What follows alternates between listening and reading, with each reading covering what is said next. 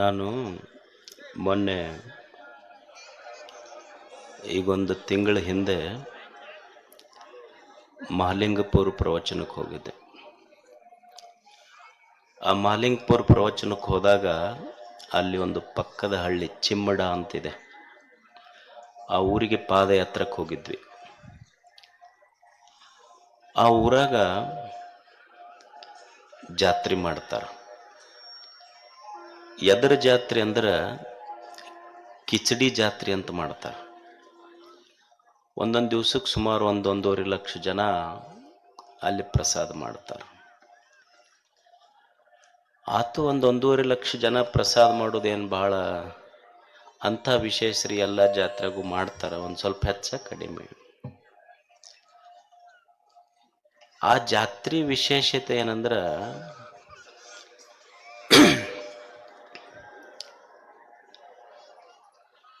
ಚಿಮ್ಮಡದೊಂದು ಜಾತ್ರೆ. ಆ ಜಾತ್ರೆ ವಿಶೇಷ ನನಗೇನವರು 1 ಲಕ್ಷ ಮಂದಿಗೆ ಉಣಿಸಿದ್ದು ದೊಡ್ಡದು ಅನಿಸಿಲ್ಲ ನನಗೆ. ಈಗ ನಮ್ಮಲ್ಲಿ ಜಾತ್ರೆಗೆ ದಿವಸ 3-4 ಲಕ್ಷ ಮಂದಿ ಉಣ್ತಾರೆ. ಆದ್ರೆ ಆ ಜಾತ್ರೆಗೆ ಒಂದು ಭಾಳ ವಿಶೇಷ.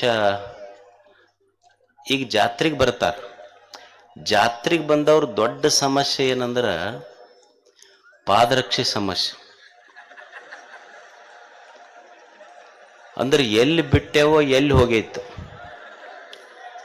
ಮತ್ತು ಕೆಲವು ಮಂದಿ ತಮ್ಮ ಹಳೆ ಬಿಟ್ಟು ಹೊಸವು ಹಾಕೊಂಡು ಹೋಗ್ಬೇಕಂತನ ಜಾತ್ರೆಗೆ ಬಂದಿರ್ತಾರೆ ಅವರು.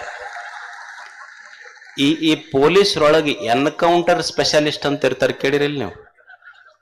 ಪೊಲೀಸರಿಗೆ ಎನ್ಕೌಂಟರ್ ಸ್ಪೆಷಲಿಸ್ಟ್ ಅಂತ ಇರ್ತಾರೆ. ಅಂದ್ರೆ ಎಲ್ಲಿ ಗುಂಡ ಹಾಕ್ತಾರ ಅವ್ರು ತಪ್ಪಂಗಿಲ್ಲ ಗುರಿ. ಹಂಗೆ ಇವರು ಪಾದರಕ್ಷೆ ಮಂದಿ ಎನ್ಕಾಶ್ ಸ್ಪೆಷಲಿಸ್ಟ್ಸ್ ಇವರೆಲ್ಲ. ಇದು ಎಲ್ಲ ಜಾತ್ರೆಗೂ ಸಮಸ್ಯೆ.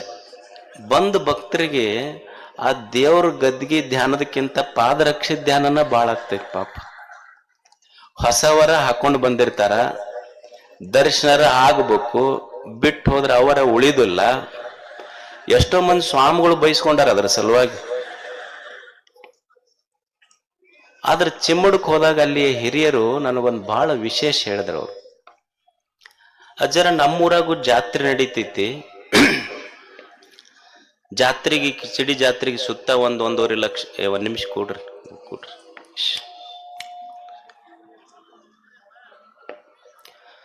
1-1.5 ಲಕ್ಷ ಜನ ಬರ್ತಾರ.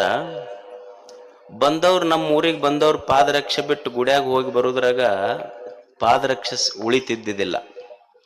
ಅದಕ್ಕೆ 1983 ನಮ್ಮ ಊರಿನ ಕೆಲವು ಜನ ಹಿರಿಯರು ಯುವಕರು ಸೇರಿಕೊಂಡು ನಾವೇನ್ ಮಾಡಿದ್ವಿ ಅಂದ್ರೆ ಪಾದರಕ್ಷೆ ಯಾರು ಕಾಯ್ತಾರ ಅಂತ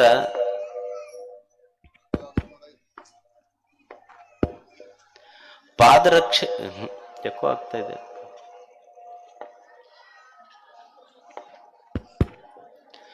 ಪಾದರಕ್ಷೆ ಯಾರು ಕಾಯ್ತಾರ ಅಂತ ತಿಳ್ಕೊಂಡು ನಾವ್ ಯಾರಿಗಾರ ಕಾಯೋರಿಗೆ ಹಿಡ್ಕೊಳಕ್ ಹೋಗ್ಲಿಲ್ಲ. ನಾವೇ ಒಂದಿಷ್ಟು ಜನ ಯುವಕರು ಸೇರಿ ಒಂದು ಟೆಂಟ್ ಹಾಕೊಂಡು ಯಾರ ಗುಡಿಗೆ ಬರ್ತಾರ ಊರನ ಹಿರಿಯರು ಯುವಕರು ಸೇರಿ ಪಾದರಕ್ಷೆ ಬಂದ ಭಕ್ತರ ಪಾದರಕ್ಷೆ ಕಾಯ್ಲಿಕ್ಕೆ ಶುರು ಮಾಡಿದ್ರು. 1983 ಇದನ್ನ ಶುರು ಮಾಡಿದಾಗ 25 ಪೈಸೆ ಒಂದ್ ಜೊತೆ ಕೊಟ್ರು ಅಂದ್ರೆ 25 ಪೈಸೆ ಕೊಡ್ಬೇಕು ಅವ್ರಿಗೆ. ಆ ವರ್ಷ 450 ರೂಪಾಯಿ ಇನ್ಕಮ್ ಆತಂತ ಒಂದ್ ದಿವ್ಸದ್ದು. ಇದನ್ನ ಏನ್ ಮಾಡ್ಬೇಕು ಅಂತ ಎಲ್ಲ ಹಿರಿಯರು ಯುವಕರು ಸೇರಿ ಅವ್ರು 9-10 ಮಂದಿ ಡಿವೈಡ್ ಮಾಡಿಕೊಂಡು ಇದ್ರದ್ದು ಇಂಟ್ರೆಸ್ಟ್ ಮುಂದಿನ ವರ್ಷ ಕೊಡ್ಬೇಕಂದ್ರು 7,500 ರೂಪಾಯಿ ಆತಂತ ಮರು ವರ್ಷ. ಹಿಂಗ ವರ್ಷ ಬಂದಿದ್ದು 83ರಿಂದ ಇಲ್ಲಿವರೆಗೆ ಬೇರೆ ದುಡ್ಡಲ್ಲ, ಬಂದು ಮಂದಿ ಪಾದರಕ್ಷೆ ಊರಾಗ ಕಾಯ್ದ ದುಡ್ಡು 1,90 ಲಕ್ಷ ರೂಪಾಯಿ ಮಾಡ್ಯಾರ ಅವ್ರು. ಚಿಮ್ಮಡದ ಭಕ್ತರು ಅದ್ರಾಗ 30 ಲಕ್ಷ ರೂಪಾಯಿ ಊರಿಗೊಂದು ಮಹಾದ್ವಾರ ಕಟ್ಸ್ಯಾರ, ಇನ್ನೊಂದ್ 2-3 ಕಟ್ಟಡ ಕಟ್ಸ್ಯಾರ ಅಂತ. ಈಗ ಇನ್ನೂ 1,25-30 ಲಕ್ಷ ರೂಪಾಯಿ ಉಳ್ದೈತಿ. ಊರಿಗೊಂದು ಕಲ್ಯಾಣ ಮಂಟಪ ಮಾಡಬೇಕು ಅನ್ನುವ ಸಂಕಲ್ಪ ಅಲ್ಲಿ ಹಿರಿಯರ್ದು. ಯಾವುದು? ಪಾದರಕ್ಷೆ ಕಾಯ್ದು.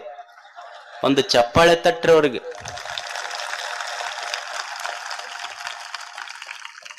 ಪಾದರಕ್ಷೆ ಹಾಕೊಂಡು ಹೋಗೋವ್ರ ಮಧ್ಯದೊಳಗೆ ಅದನ್ನು ಉಳಿಸಿ ಊರು ಉಳಿಸ್ಯಾರಲ್ಲ, ಅದು ದೊಡ್ಡದೈತಿ.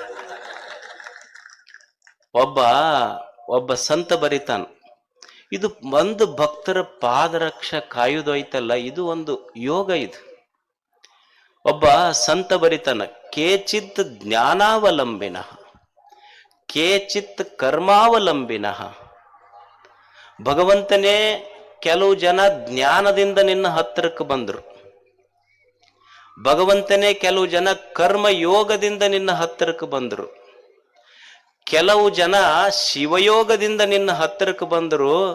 ನಾವು ಜ್ಞಾನ ಯೋಗನೂ ಮಾಡಲಿಲ್ಲ, ಕರ್ಮಯೋಗನೂ ಮಾಡಲಿಲ್ಲ, ನಿನ್ನ ಹತ್ತಿರ ಬರ್ಬೇಕಂತ ಶಿವಯೋಗನೂ ಮಾಡಲಿಲ್ಲ, ಆದ್ರೆ ನಿನ್ನ ಹತ್ತಿರ ಬರುವ ಜನರ ಪಾದರಕ್ಷ ಕಾಯುವ ಸೇವಾಯೋಗ ಮಾಡದವರು ಅಂತ ಚಿಮ್ಮಡದ ಜನ.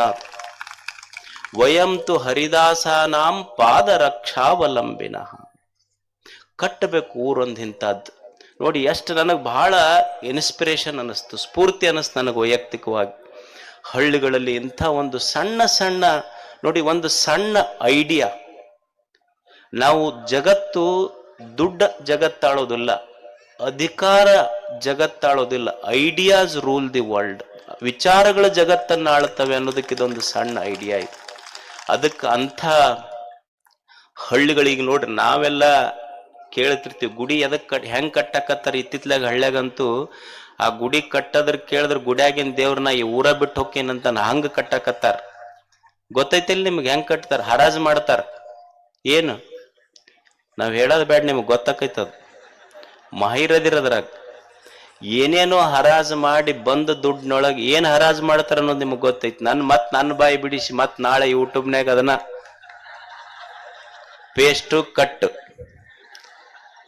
ಇದನ್ನ ಮಾಡಿ ಗುಡಿ ಕಟ್ಟಿದ್ರ ನಾವೇನ್ ಮಾಡಾಕತ್ತೀವಿ ಅಂದ್ರೆ ಏನೇನೋ ಮಾಡಿ ಹರಾಜು ಮಾಡಿ ಗುಡಿ ಕಟ್ಟತೀವಿ ಖರೆ.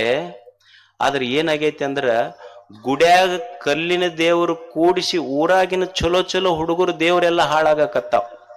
ಅದಕ್ಕೆ ಅದು ದೊಡ್ಡ ಗುಡಿ ಕಟ್ಟಬೇಕಂತಿಲ್ಲ, ನಮ್ಮ ಶ್ರಮದ ಬೆವರಿನಿಂದ ಒಂದು ಸಣ್ಣ ಗುಡಿ ಗುಡಿಸಲು ಹಾಕಿದ್ರು ಸಾಕು, ದೇವರು ಸಂತೋಷ ಪಡ್ತಾನ.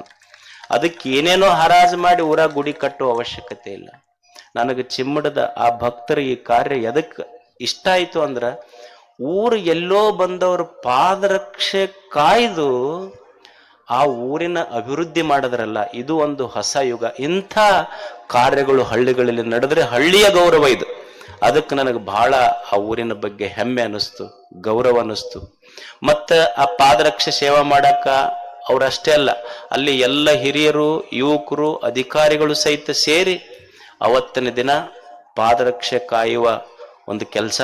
ಇಂಥ ಸತ್ಸಂಪ್ರದಾಯಗಳು ಹಳ್ಳಿಗಳಲ್ಲಿ ಬರಬೇಕು ಅಂತ ಅವರು ಊರಿನ ಪರವಾಗಿ ಒಬ್ಬರು ಹಿರಿಯರು ಬಂದಿದ್ದಾರೆ. ಆ ಹಿರಿಯರಿಗೆ ಪರಮ ಪೂಜ್ಯ ಉಪ್ಪಿನಬೆಟಗೇರಿಯ ಶ್ರೀಗಳು ಗೌರವ ಸಲ್ಲಿಸಬೇಕು, ಅವರಿಗೆ ಆಶೀರ್ವದಿಸಬೇಕು ಅಂತ ಕೇಳ್ತಾ ಇದ್ದೀನಿ.